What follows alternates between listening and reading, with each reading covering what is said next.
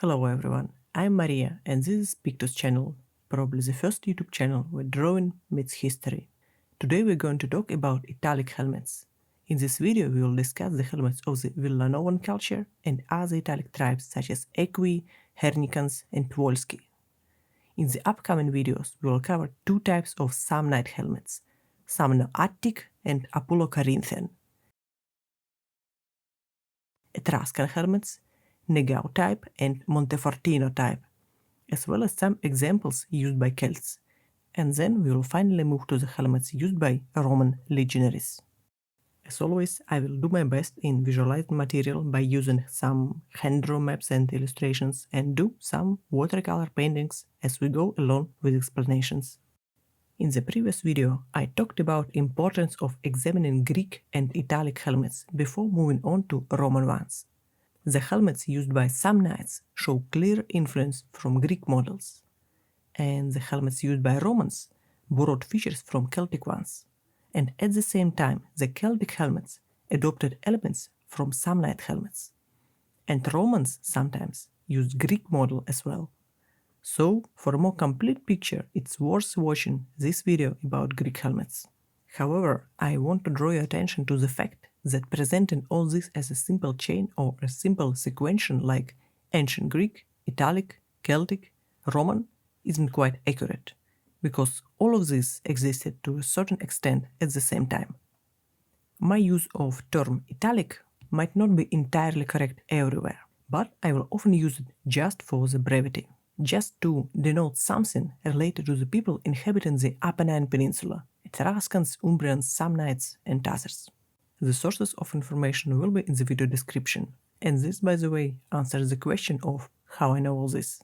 I found it, read it, summarized it, and now telling to you. In the 8th century BC, bronze helmets were still relatively rare throughout the Mediterranean region. They were mainly used as a symbol of a status. Around 750 BC, we can see the rise of helmets that would later become the basis of what can be loosely referred to as a hoplite style. For example, the helmet from the Argas panoply, a predecessor of the Illyrian style, with large massive cheek guards and high crest. This is the same helmet shown in the video on Greek helmets, from which the whole branch of Illyrian helmets later developed. Around the same time, earlier versions of the Corinthian helmet appeared. As you can see, both helmets have cheek guards. On the Corinthian helmet, they are almost closed, completely covering the face. And I'm not even sure that we can call them cheek guards in this version. However, in all areas under the influence of the Italic people, simpler and more open models were still used. The earliest helmet finds in Italy are from the Villanovan culture, which exists in north-central Italy from 900 to 700 BC. This culture takes its name from the archaeological site of Villanova, near Bologna. It is important to note that although the Villanovan culture is often associated with the Etruscans, this is not entirely accurate. Villanova represents an earlier, separate culture that precedes the Etruscans and probably influenced their development. But it is not the same culture as the Etruscans. One of the most important monuments of this culture is a necropolis near Verruccio. It is not far from the modern city of Rimini. There were found 600 burials, dating from the 9th to 7th century BC, and they found here about 50 helmets. By the way, the appearance of more and more weapons in the burials and the increasing complexity of the combinations are considered as evidence of the formation of aristocratic groups represented by warriors. The whole corpus of Verruccio helmets may be grouped in three classes: crested helmets, sometimes called comb-crested helmets, knobbed bell helmets, and combined cap helmets. One of the most famous helmets of this period is the helmet with a longitudinal crest, or just crested helmet, dating approximately to 775-750 BC. It was made from bronze and consists of two parts, left and right. These two pieces were joined in several places by rivets, 3 points on the crest and also on the front and back, these places were also reinforced with additional plates. A distinctive feature is the impressive crest running along the entire helmet. And notice that both halves of the helmet had their own part of the crest. And by the way, the helmet was worn so that the crest was positioned longitudinally and not like this. On the sides of the helmet there are holes probably used for attaching the padding or chin strap, or probably both. The design suggests the use of a rather thick padding for the comfort and additional protection. Peter Connolly writes that this helmet borrows its form from the Central European helmets, but with enlarged crest.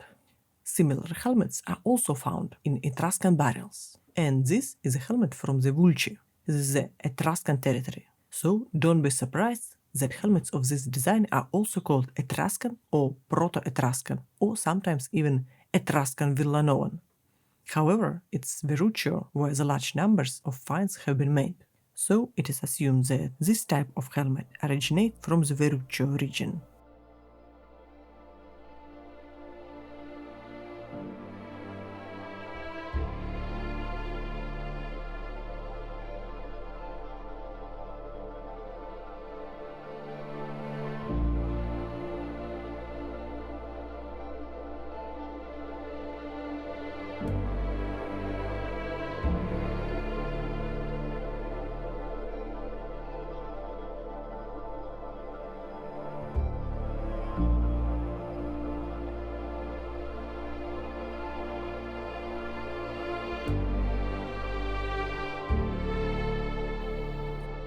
The crest helmets are divided into several subtypes, and for the sake of brevity, we'll just look at early and late helmets.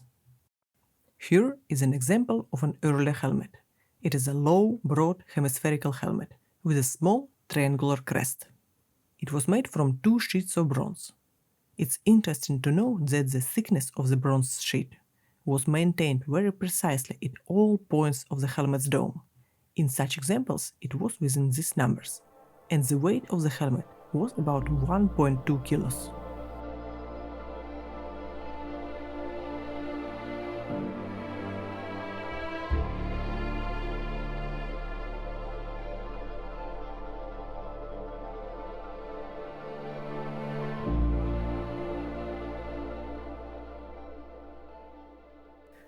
The scheme of assembling is typical for all helmets of this type.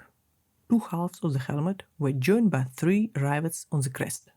At the front and back, the plates were specially shaped to allow the edges to overlap. Can you see this indentation on one side? This joint was reinforced with a plate with the false rivets, these three pins here. They don't hold anything in place, that's just decorative thing. And let me show you in the photo. These are rivets that hold bronze plates together, and these pins are what are called false rivets. Later type of helmets from the Villanovan culture with triangular crests have several differences. First of all, the helmets have grown a little bit. The crest became much higher, and its tip became more pointed. It is still consisted of two plates joined together in exactly the same way as the previous type. But importantly, the material of the helmet became much thinner. If the earlier helmets were just over 1 mm thick, the thickness had now dropped to just a half millimeter on the hemisphere and even to quarter of millimeter at the crest. Unfortunately, I do not have a weight data for these examples, but it definitely made the helmet lighter. And since the thin material requires additional reinforcement, an interesting solution was found. An additional bronze plate was added inside the crest. It seems that this made it possible to maintain the strength of the helmet while reducing its weight. The concern for structural strength may be additional argument in favor of the helmet's use in a battle. However, it is believed that the main and original role of this type of helmets was ceremonial and symbolic. And height of some helmets is, in my opinion, beyond the reason. This one is certainly used for some ceremonial actions. And it looks like they compete in each other.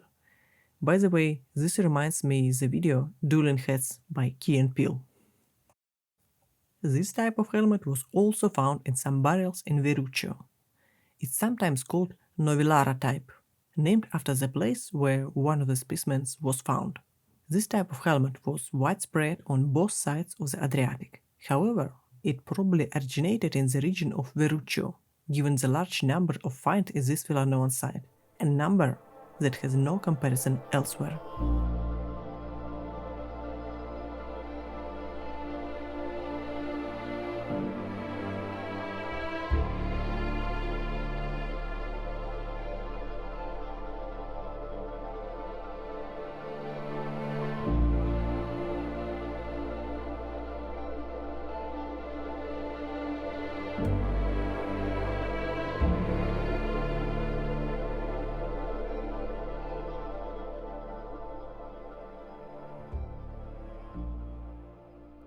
However, there were also simpler versions of helmets. Many helmets of the well-known culture had a dome-shaped or slightly conical form without complex elements. They are sometimes called bell-shaped helmets. They are dated to the end of the 8th, first half of the 7th century BC. These helmets also often had a removable crest holder.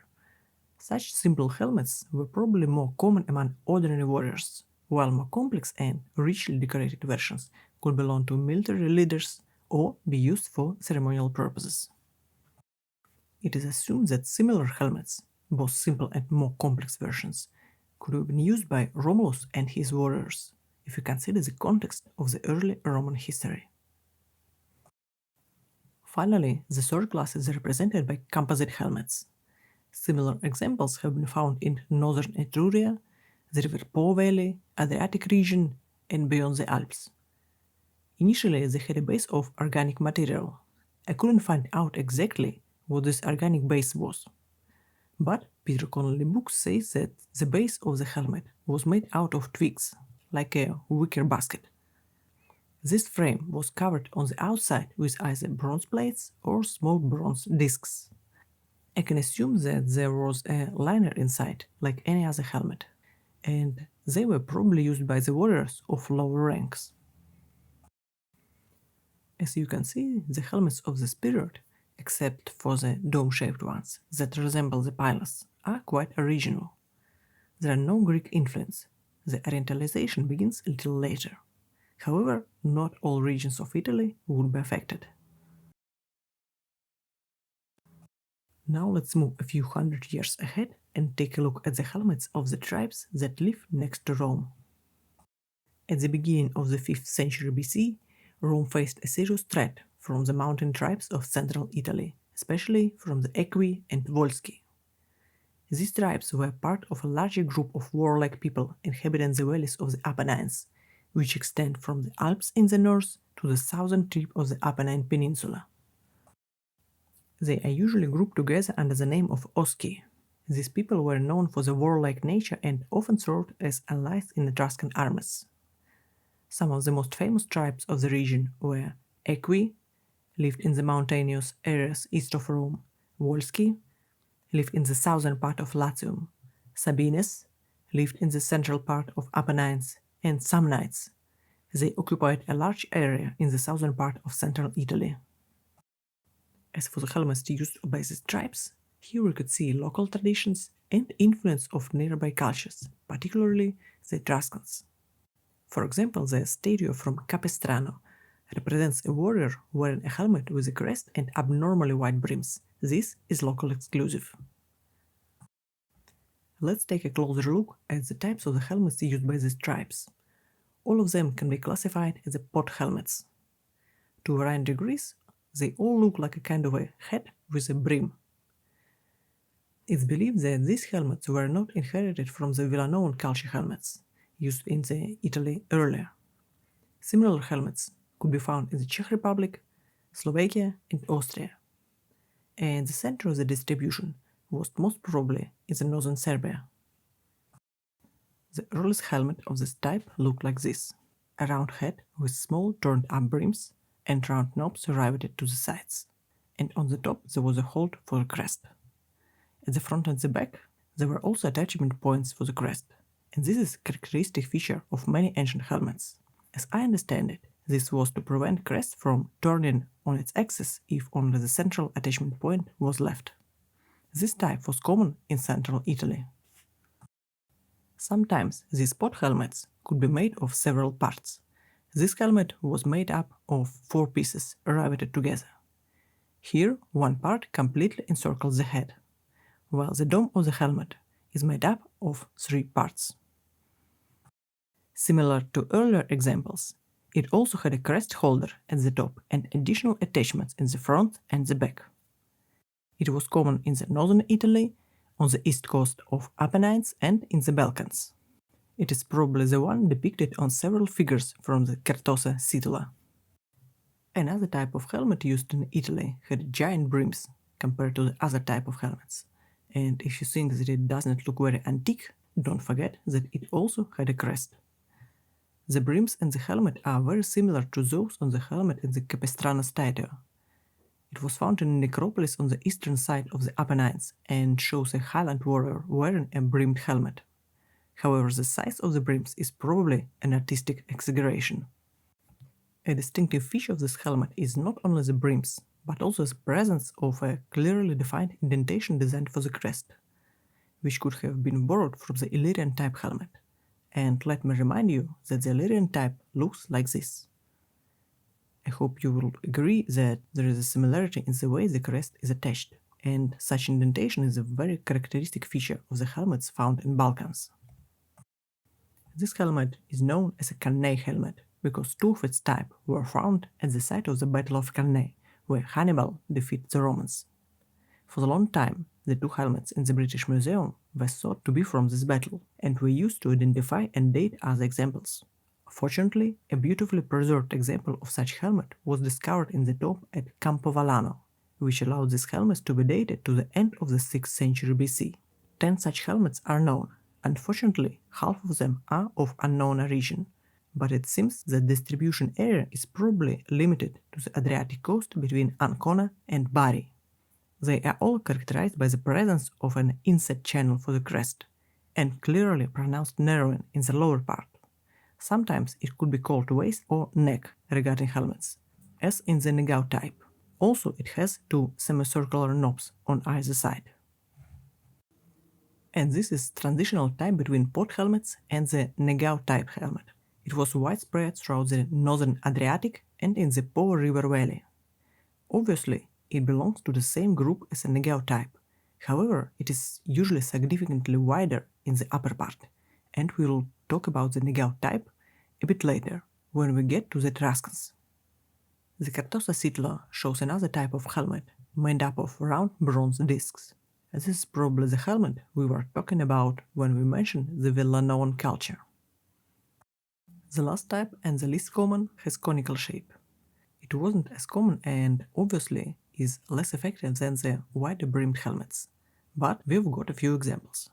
It was made of 2 parts held together by rivets and had a cast bronze top, and there are 2 small bronze loops on the inside of the helmet for attaching the chin strap.